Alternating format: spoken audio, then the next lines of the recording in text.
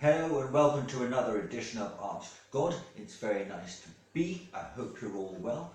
Today we're doing something a little different that we haven't done before. I shall be giving a practical demonstration about something that a lot of you have been asking an awful lot about.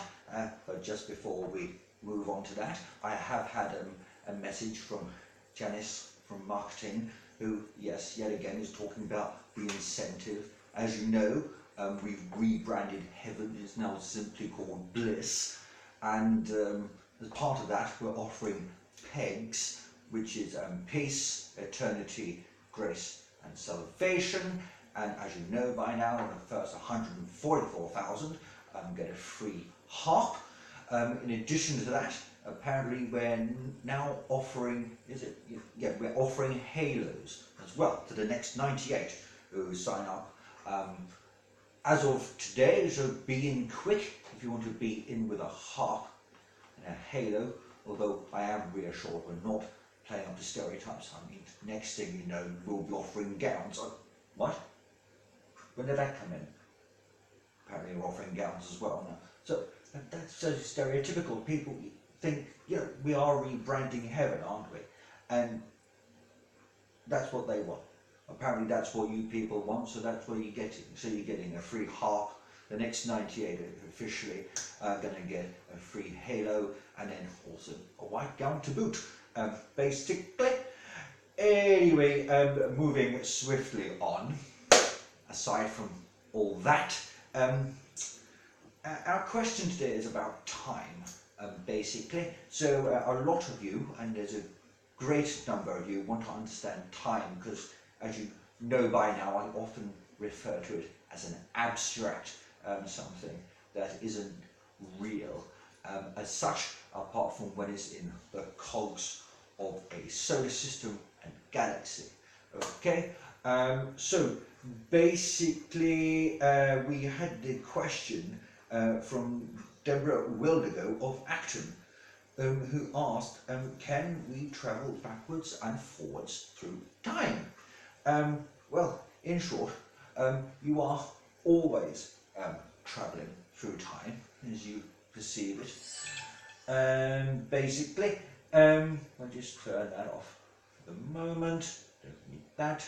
Stop Janice from nagging at me then, won't it? Right, so, as you know, you've got a big, massive black hole type thing at the centre of each galaxy. Ostensibly, and then around the supermassive black hole there's lots of other solar systems. Your solar system has about 11 planets from what I remember, but some of you have reclassified some of them. There's 7 major ones, I believe. Nibiru's out for debate at the moment. And you've got your sun. So essentially, you move around the sun, and the moon moves around you, and all these form the gears of what would be arguably time. However, a time outside of galaxies doesn't really exist. Hence my humble demonstration for you today, basically. So, what we're going to do, we're going to talk about time and how it works. And I'm talking about space-time, really. As I've mentioned before, it is a tad like mud, very thick and slimy, sort of, slows things down a bit.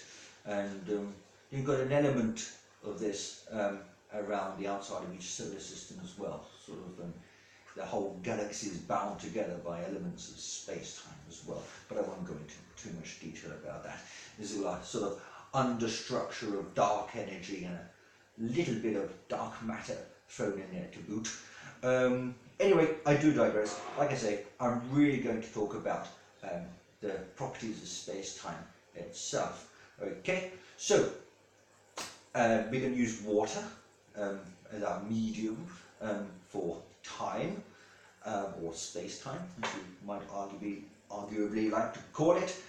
So this fellow over here, this is what we would call the past, and this would be the present, and this would be the future.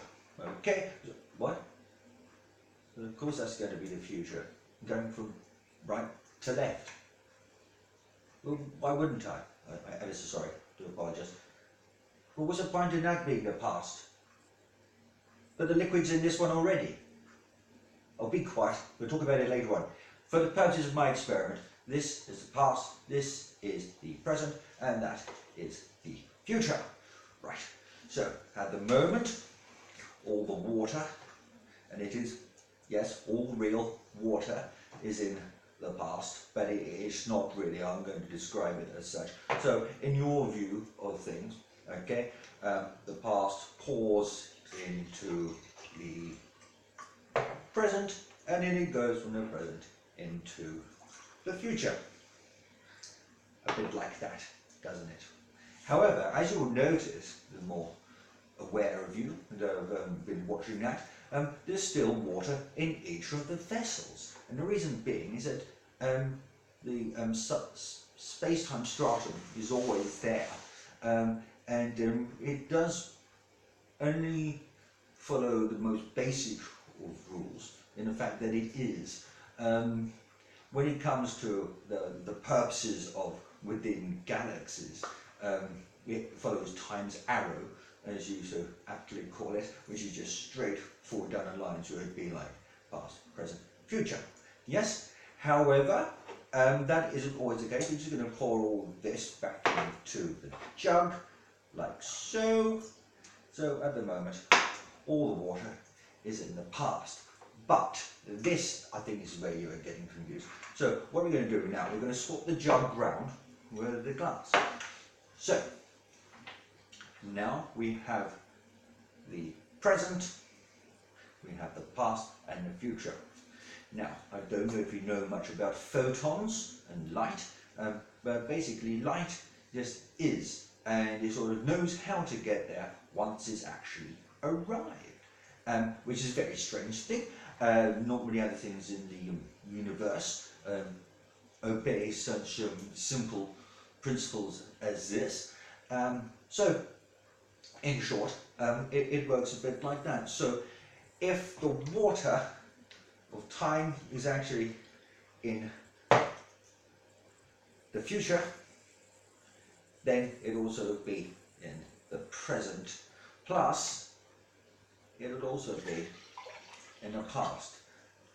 But as you know, it always gets from A to B as water does from going from one glass into the other. So actually we can now do away effectively with what we call the past, because water will always just be water, and it'll always be present in the glass, whether it be in the present or the future. Okay? Actually, we can now do away with what we call the future, because it behaves in the same way as light, and all it does is stays in the present. Now, in the present, that is all there ever is. Outside of the cogs of time in the galaxies and solar systems, it only ever exists in one moment, the present moment, which is a humble gift to you, excuse the pun there, and that is essentially all that space-time is. It is just the present. So if we just go back to the original analogy, so we'll just pour some of that in there, and then we've got a bit for the future as well, right? A little thirsty. Right.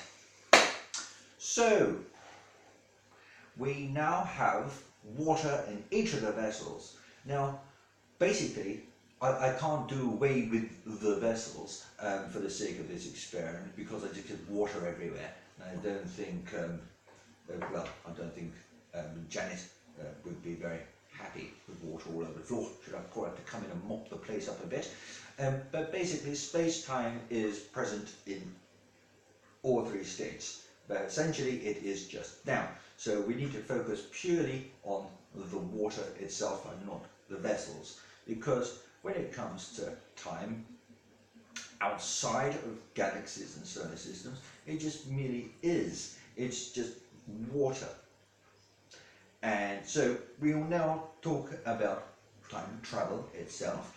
Now, as you know, as I explained, you follow time's arrow, it takes you leading, marching on into the future. However, you can always sort of retrace your steps. Now, the interesting thing, I don't know if you know this, but within space-time, the galaxies move away from each other, sometimes fast, sometimes a bit slower, according to what's happening, because the universe is a bit like an ocean, and sometimes you get tides, so to speak, and so it sort of pushes out or it pulls in.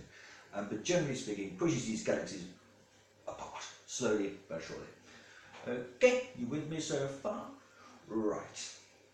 So, what happens is that within your galaxy or in your solar system, so you would always be moving around your sun, yes, and then your sun would be moving around on the outer spiral arm of the humble Milky Way, and so essentially you are never in the same spot of space-time twice. Now, even if you're in, the Bliss HQ kitchen, such as I am, even if you were to retrace your steps, you'd never be in the same place twice, because even though you might have taken 3 steps forward, then 3 steps back, because of your location in space-time within the solar system and your galaxy, you would never physically be in the same space again.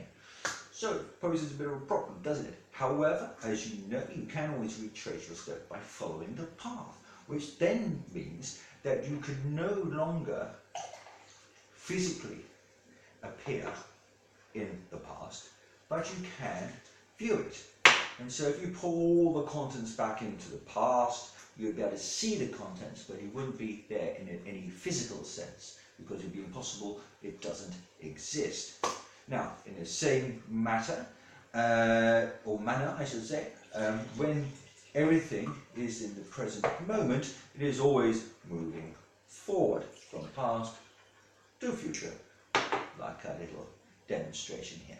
Okay, now what we need to know is, can we travel to the future?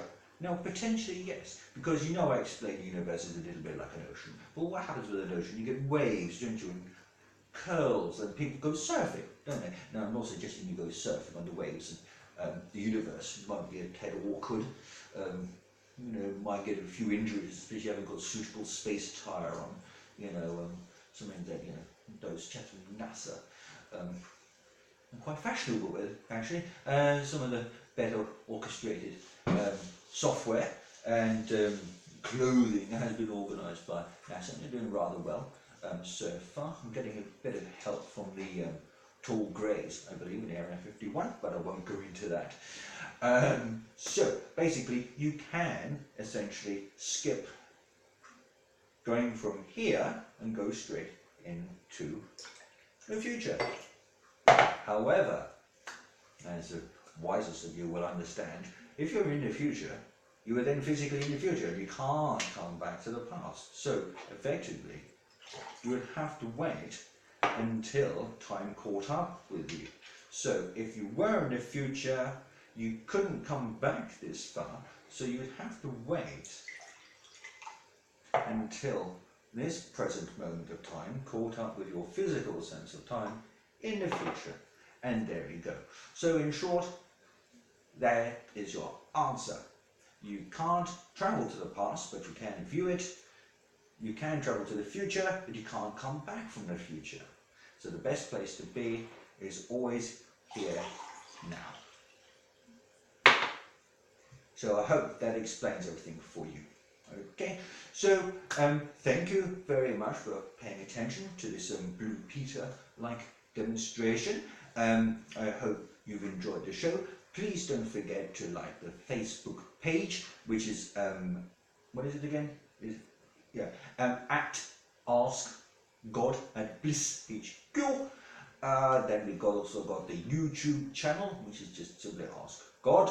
Don't forget to pop your questions along by text facsimile, email, or you can give us a call, or you can go old school and pray. Never mind any of that. So don't forget to send your questions in. We look forward to reading them as well. And I'm afraid that's about all we have time for today. So until next time, goodbye.